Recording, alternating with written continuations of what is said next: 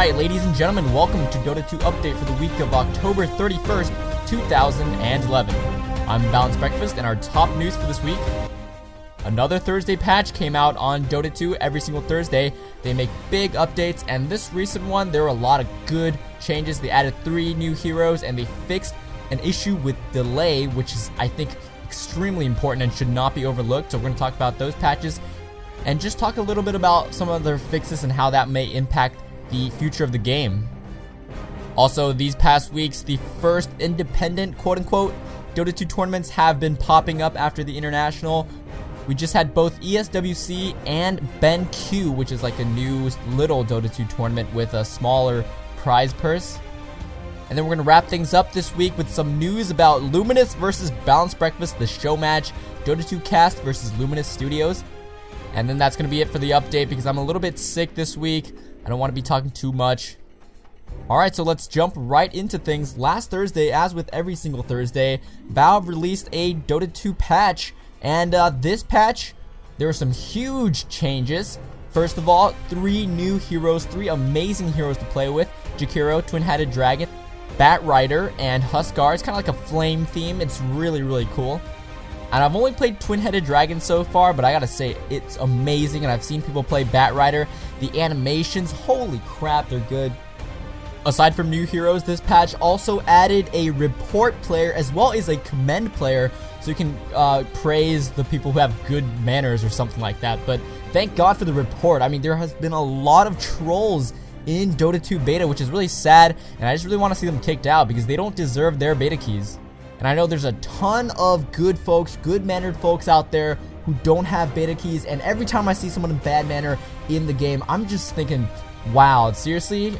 Are you for reals right now? Like, you have the privilege to play this game, and you're just trashing it up, and there are people out there who would love to play the game, and you're on the inside playing it, and you're acting like a douchebag, and you should really be banned. So I'm really happy about this report feature. I think a couple people have already been banned, a couple notorious, really bad manner folks that I've come across, and a lot of people apparently have come across as well. So it's good to see that it's working, it's good to see that it's up, and it's an important feature, I think, to have. Also, though, on the other side of the coin, this patch also added a commend player that's basically just giving them a pat on the back, I guess, for being good-mannered or something, which I think is an amazing idea because so many of the times, the haters are the ones that get the attention, and there are a lot of good folks out there. There are a lot of good-mannered players, but, you know, they just get overshadowed by all the hate and all the haters. And it's really sad because if you're a good-mannered player, sometimes like, you know what, it seems like all the haters get the attention. What the heck? So I think the commend player feature is an amazing addition, and it's very, very unique, very thinking outside the box from Valve. I don't know a lot of games that have that kind of feature. And also, hopefully they can use it to bring good stuff to good-mannered players. Alright, and aside from those, they also fixed a delay issue. In Dota 2, it kind of felt clunky. I mean, I understand it's a game, and it's still in beta. Maybe they don't have all the servers up yet, but when I had, say, 100 milliseconds of ping to the game, it would feel like 200. It would just feel really clunky, and not responsive at all. And whatever they did this patch, they did something with the net code or something. I'm not a developer, but they fixed some kind of thing, and now it feels a lot smoother. When I play on my local servers, it's just feeling really, really responsive. It's really good, and I think that's going to have a huge impact on competitive play when the split-second clicks, the split-second decisions are really the ones that make the game. So I'm really happy that Valve implemented that. It's also pretty cool because I know that a lot of players have been wanting this, have been posting about this in the Dota 2 development forums. And it's cool to see Valve taking action and actually implementing the features that a lot of people want, and that they take the feedback on the development forums, who are just posted by any beta tester, pretty seriously, it seems. And I think that just about covers all the major changes that I wanted to discuss in this latest patch. If you want to see the full patch notes, just head over to blog.dota2.com. They always have the patch notes up there.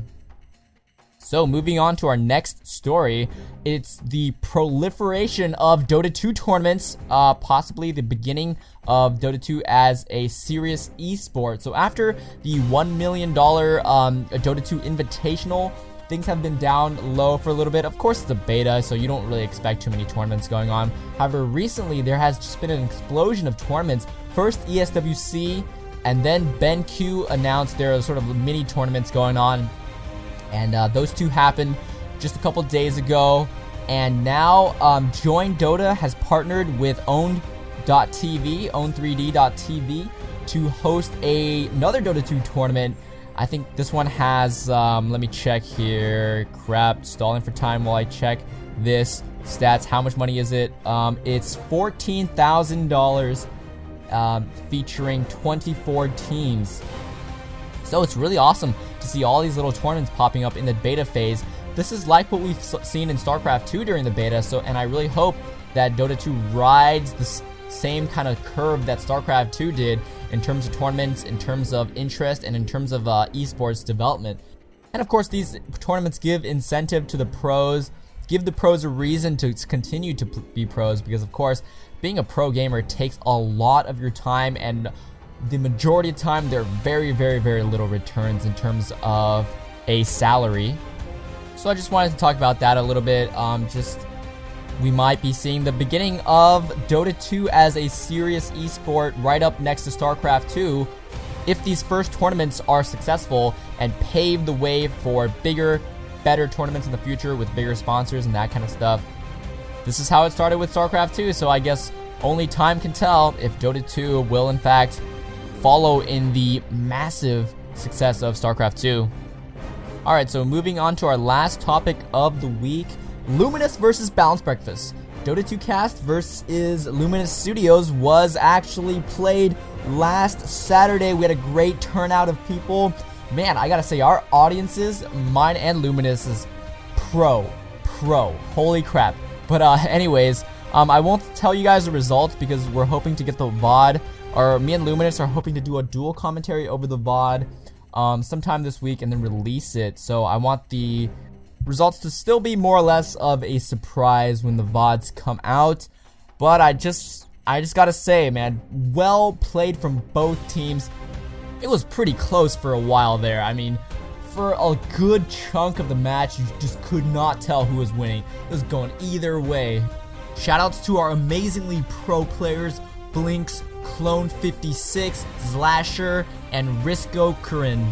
I doubt I'm saying that last name right, but anyways, with that, that's going to be it for Dota 2 update for the week of October 31st, 2011. And I'll see you guys next time.